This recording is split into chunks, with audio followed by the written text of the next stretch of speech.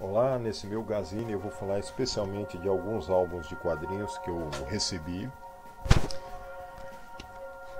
da editora Script pelo Douglas, né? Ele me enviou. E também depois eu vou falar do Formiga, que é esse álbum independente aqui do Silvanildo Silva. Bom, vamos lá. Não é sobre fanzines dessa vez, porque eu já estou há um tempo, já há alguns meses, querendo falar dessa remessa. Eu recebi esses livros como uma cortesia da editora. Simplesmente o Douglas me enviou, me avisou e quis me enviar. Eu achei um gesto muito bom. Eu realmente sou pesquisador de fanzines, mas de quadrinhos anteriormente a isso, né? Sou autor também. Então, provavelmente ele viu essa minha biografia de pesquisa e me enviou. Não me pediu nada em troca, mas eu disse que falaria dos álbuns rapidamente num dos meus Gazine. Então, eu quero começar com o livro. São 5 volumes que eu recebi. Um desses é o livro. Este livro aqui, uma bela edição. Há resenhas sobre ele por youtubers, pesquisadores na internet, né? História dos quadrinhos no Zeuá, escrito pelo Diego Muro e Lalúnia Machado. Eu conheço a Lalúnia Machado, uma excelente pesquisadora também, fã e pesquisadora principalmente do Batman, né? Mas vamos lá.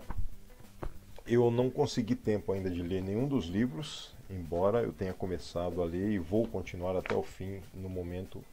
Daqui a pouco eu falo do Pesadelo de Obi, mas eu folheei todos e inclusive quando são livros teóricos eu folheio também os sumários, né? Então eu dei uma olhada geral, vi que há divisões, subdivisões da Era de Platina, a Era de Ouro, parte 1, parte 2, o fim, a Era de Prata também, Underground Comics, os quadrinhos Underground, Nova Geração, a Era de Bronze e a Era Moderna, com os quadrinhos de 86 em diante, de 80, né, década de 80 em diante. Então é um livro com uma fluidez na leitura, eu li alguns trechos para perceber isso, algumas imagens, né,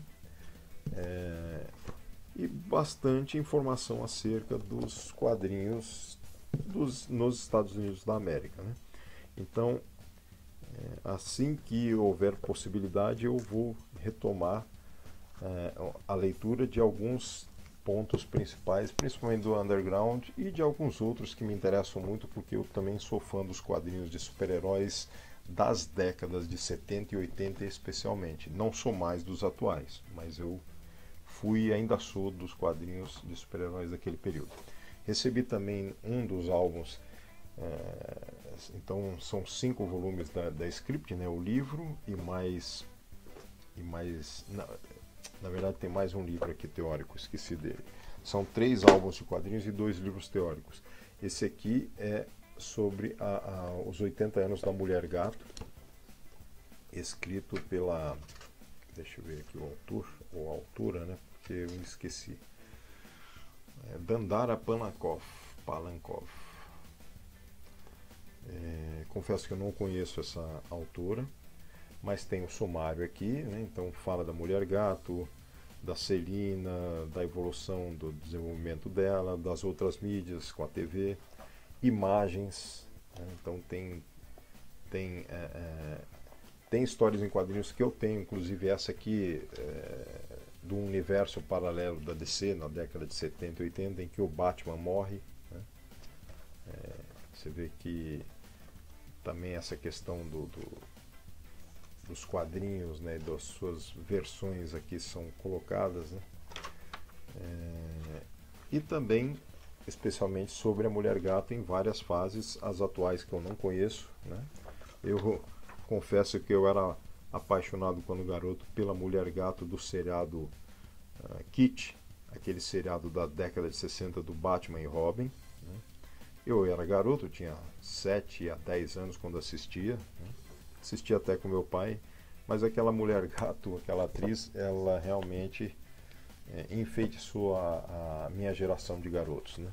Mas o seriado nós gostávamos muito também, apesar de hoje em dia vermos que há humor nele, né?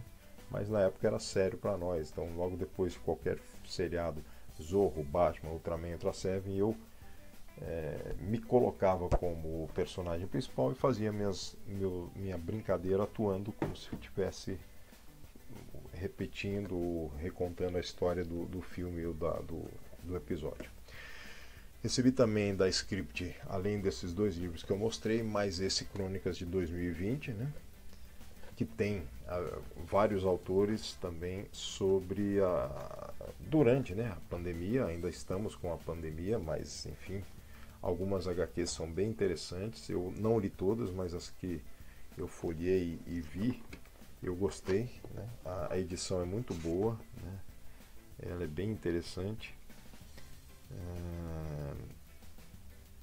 Estou tentando verificar aqui alguma outra história, agora não vou me lembrar. Mas tem uma variedade muito grande de HQs, de contos, algum outro conto, né? Eu gostei muito dessa edição, né? O Gilmar, por exemplo, é um artista que eu gosto, sou fã do trabalho dele, é um trabalho pungente, forte, né? E outros autores aqui também, outros autores, eu não vou me lembrar agora, mas há contos também, né? Então, assim, artistas contam que viveram ao longo desses dias de 2020, né, com relação à pandemia que ainda vigora. Um álbum bem interessante. Tem também o Super Incel e os Cabulosos Nerd Tóxicos. Esse, se eu não me engano, não é nacional, mas eu vou conferir aqui. Os autores... Não, é sim, me enganei. São vários autores, muitos autores brasileiros, né, trabalhando com essa edição aqui, denunciando os incels, né? Que é esse pessoal exageradamente receoso do potencial das mulheres, da força das mulheres, né? O que é um absurdo, mas enfim, estudos das áreas sociais explicam essa questão, né? Infelizmente. Mas tem autores aqui que eu conheço, né? Alex Mir, tem alguns deles, o Guilherme Smith. Então é bem interessante, são muitos autores, né? Há um texto aqui no final. Eu confesso também que eu não consegui ainda tempo de ler, né? Mas folhei também e vi.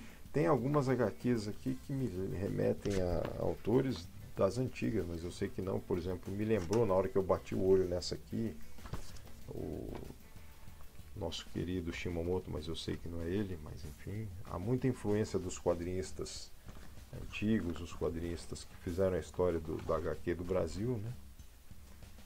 E eu gostei também desse finalzinho aqui, quer dizer, a pessoa, o leitor também pode fazer a sua crítica, né? Bom, vou passar agora pro que eu mais gostei, no sentido de uma leitura mais forte ainda, que é sobre um ditador da Guiné Equatorial, um presidente ditador, né, da África, de um dos países da África, que é o Obi. E esses autores que escreveram essa obra têm nomes artísticos aqui: Chino e Tenso Tenso, que é o roteiro, e Ramon Ezeuno Ebale, arte. Eles não convivem no país de origem, obviamente, porque seriam perseguidos, presos, provavelmente também mortos, né? Mas é uma HQ que eu emprestei para um primo meu que é formado em História. Ele gostou muito, ele conhecia um pouco sobre o país, inclusive, conheceu mais lendo. E eu comecei a ler, e realmente é incrível como um país na África, na África continental, como um exemplo do que nós temos no planeta. Um presidente num país rico, e o presidente é rico e a população toda pobre, amíngua, né? Então é isso que transparece nessa fábula que denuncia essa loucura toda enfim, de um presidente que é ditador, né? E que tem em volta de si uma riqueza, mas que o povo permanece amíngua morrendo, né? Então a violência, mas mostrando como a violência é colocada ao povo, a falsidade política nas falas, como todo ditador faz, né? A pobreza, enfim. Agora eu quero passar para um... Então eu agradeço o Douglas pelos presentes, né? Estou lendo na medida que eu posso, mas o Pesadelo de Obi está aqui comigo para uma leitura até o final, em breve. E eu recebi do Silvanildo Sil, né? Essa obra aqui, que é uma HQ biográfica do maestro Ademir Araújo, Formiga, no Carnaval da Vida. Formiga é o apelido do maestro, né? E é uma obra muito interessante que eu vou ler em breve, não consegui ler ainda, mas folhei, gostei inclusive tem uma inserção do Ariano Suassuna, né? E fala desse maestro, né, da região lá, Maestro Formiga, célebre publicamente por sua atividade incessante, né? E o Silvanildo Sil é um cartunista de Caruaru, caruarense, né? Então esse é um projeto independente